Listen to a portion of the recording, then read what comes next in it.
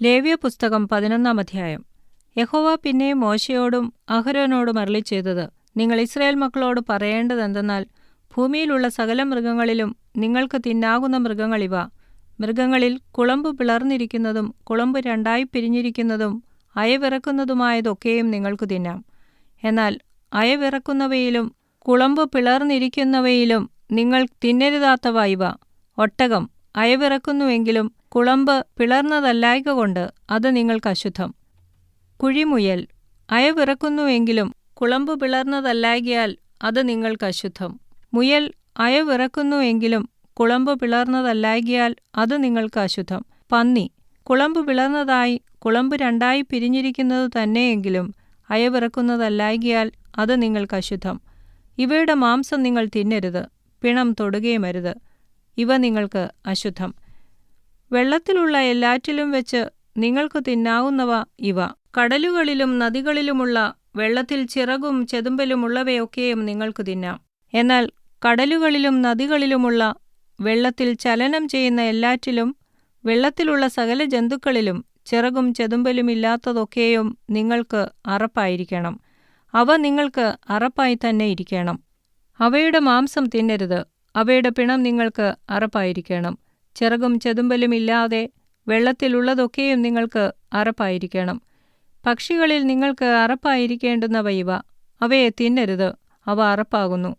കഴുകൻ, ചെമ്പരുന്ത്, കടൽറാഞ്ചൻ, ഗൃധ്രം, അതതുവിധം പരുന്ത്, അതതുവിധം കാക്ക, ഒട്ടകപ്പക്ഷി, പുള്ള്, കടൽക്കാക്ക, അതതുവിധം പ്രാപ്പിടിയൻ, നത്ത്, നീർക്കാക്ക, കൂമൻ, മൂങ്ങ, വേഴാമ്പൽ, കുടുമച്ചാത്തൻ, പെരിഞ്ഞാറ, അതതുവിധം കൊക്ക്, കുളക്കോഴി, നരിച്ചീർ എന്നിവയും ചിറകുള്ള ഇഴജാതിയിൽ 4 കാൽ കൊണ്ട് നടക്കുന്നവയൊക്കെയും നിങ്ങൾക്ക് അറപ്പായിരിക്കണം. എങ്കിലും ചിറകുള്ള ഇഴജാതിയിൽ 4 കാൽ കൊണ്ട് നടക്കുന്ന എല്ലാറ്റിലും നിലത്ത് കുതിക്കേണ്ടതിന് കാലിന്മേൽ തുട ഉള്ളവയെ നിങ്ങൾക്ക് തിന്നാം.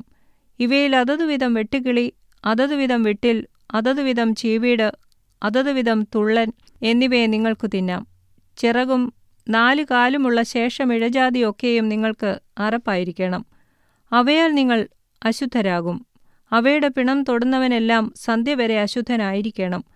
അവയുടെ പിണം വഹിക്കുന്നവനെല്ലാം വസ്ത്രമലക്കി സന്ധ്യവരെ അശുദ്ധനായിരിക്കണം. കുളമ്പ് പിളർന്നതെങ്കിലും കുളമ്പ് രണ്ടായി പിരിയാതെയും അയവിറക്കാതെയും ഇരിക്കുന്ന സകല മൃഗവും നിങ്ങൾക്ക് അശുദ്ധം. അവയെ തൊടുന്നവനെല്ലാം അശുദ്ധനായിരിക്കണം.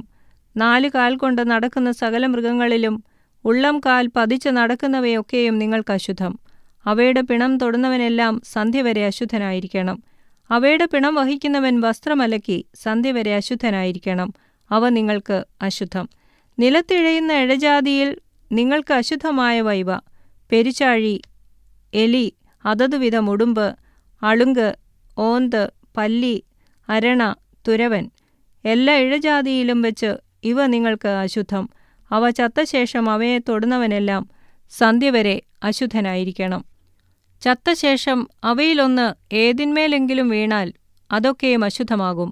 അത് മരപാത്രമോ വസ്ത്രമോ തോലോ ചാക്കുശീലയോ വേലയ്ക്കുപയോഗിക്കുന്ന പാത്രമോ എന്തായാലും വെള്ളത്തിലിടേണം. അത് സന്ധ്യവരെ അശുദ്ധമായിരിക്കണം, പിന്നെ ശുദ്ധമാകും. അവയിൽ യാതൊന്നെങ്കിലും ഒരു മൺപാത്രത്തിനകത്തു വീണാൽ അതിനകത്തുള്ളതൊക്കെയും അശുദ്ധമാകും. നിങ്ങൾ അത് ഉടച്ചു കളയണം. തിന്നുന്ന വല്ല സാധനത്തിന്മേലും ആ വെള്ളം വീണാൽ അത് അശുദ്ധമാകും. കുടിക്കുന്ന വല്ല പാനീയവും ആ വക പാത്രത്തിലുണ്ടെങ്കിൽ അത് അശുദ്ധമാകും. അവയിൽ ഒന്നിന്റെ പിണം വല്ലതിന്മേലും വീണാൽ അതൊക്കെയും അശുദ്ധമാകും.